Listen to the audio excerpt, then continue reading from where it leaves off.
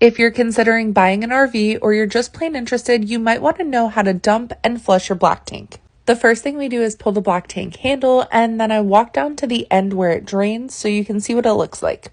The black tank holds all of the toilet water, which is poop and pee and toilet paper and the water that you use to flush.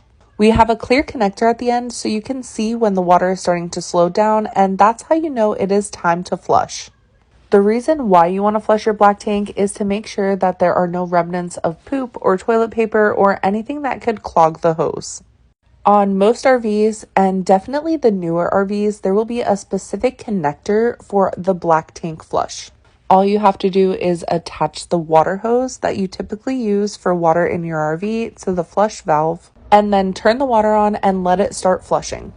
When we flush our black tank, we leave the valve open so the water is running continuously out of it and it doesn't build up inside of the black tank. The main reason why we do this is because there's a sticker on our RV saying that it needs to stay open the entire time. But I have heard of people who close their black tank valve and let it fill with water for 5 minutes or so before they open the valve to flush it, and the reason for that is because it fills up the tank and allows more of the remnants to be flushed down. But the reason why we don't do it is because we've never had a problem, and I think that is because I don't flush toilet paper unless it's for poop.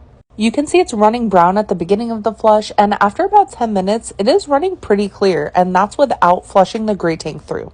We have a toy hauler with the bathroom in our garage, so we actually have 2 black tanks, and here I am pulling the second one. We go through the same process with the second black tank, and we do that before we flush any of the gray tanks through. It is very important to do all of the black tanks first before you rinse with the gray tanks. If I flushed the first hose with the gray tank and then I flushed the black tank in the second hose, the first hose would get contaminated. We then flush the second black tank, and when it starts to run mostly clear, it is time to close the black tank and open up the gray tank.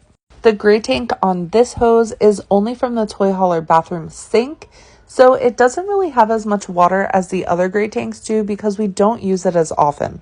Because it is only sink water and soap, it is very beneficial to clear the line out. As you can tell, it is pushing a lot of chunks through.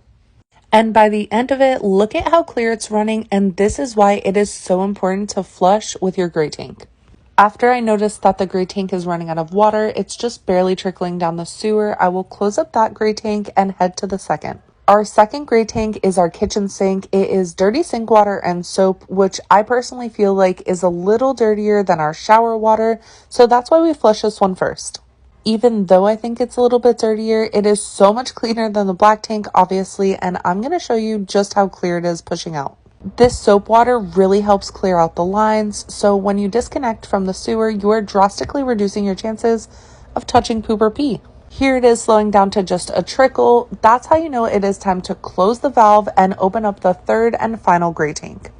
Our third gray tank is the shower and sink water from the master bathroom.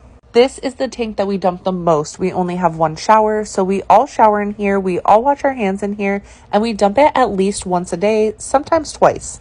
At this point, you can see how clear the water is, and once this tank slows down to a trickle, we are officially done flushing our black tanks. So you gotta tell me, do you still want to buy an RV?